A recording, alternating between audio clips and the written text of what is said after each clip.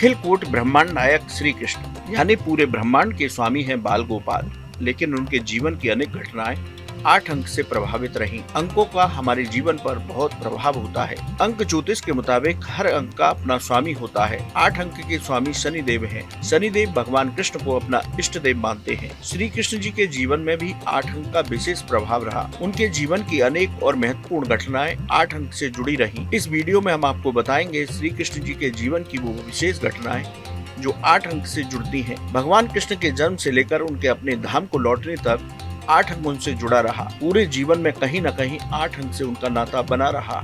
आइए जानते हैं श्री कृष्ण का 8 अंक से क्या है संबंध। भगवान कृष्ण का जन्म 8वें मनु वैवस्वत मनवंतर में हुआ। उनके जन्म के समय अष्टमी तिथि थी। रात के 8वें मुहूर्त में हुआ श्री कृष्ण का जन्म। श्री हरि का 8वां अवतार थे श्री कृष्ण। वे वासुदेव जी के यहाँ 8वीं संतान के रूप में अवतरित हुए। पुराणों के अनुसार उनकी 8 पत्नियां थीं।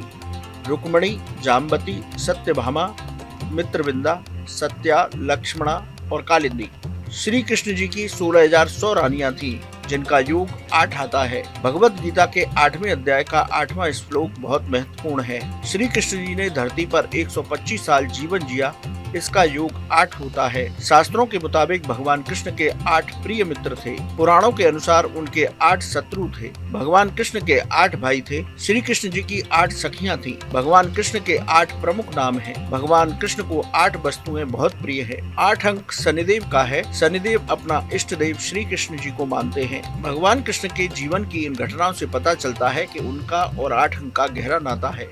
कहीं न कहीं भगवान कृष्ण का जीवन 8 अंक के इर्द गिर्द घूमता रहा। इसे कुछ विशेष माना जाए या सिर्फ महज संयोग, ये तो स्वयं श्री कृष्ण ही जानते हैं।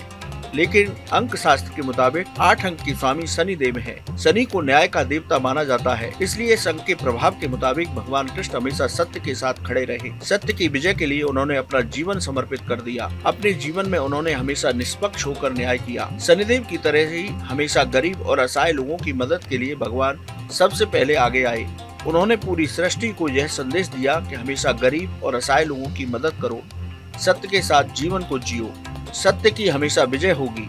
इसलिए हमें हमेशा भगवान कृष्ण के बताए मार्ग पर चलना चाहिए। ऐसा करने से जीवन आनंद से व्यतीत होगा। व्यक्ति भगवत कृपा का आनंद लेते हुए भगवान के श्री चरणों में स्थान प्राप्त करेगा। कैसी लगी आपको हमारी ये जानकारी, हमें कमेंट बॉक्स में बताएं। बाकी धर्म कर्म से जुड़ी तमाम जानकारी के लिए सब्सक्राइब कीजिए हमारा डिजिटल चैनल और देखते रहिए न्यूज नेशन स्तुति।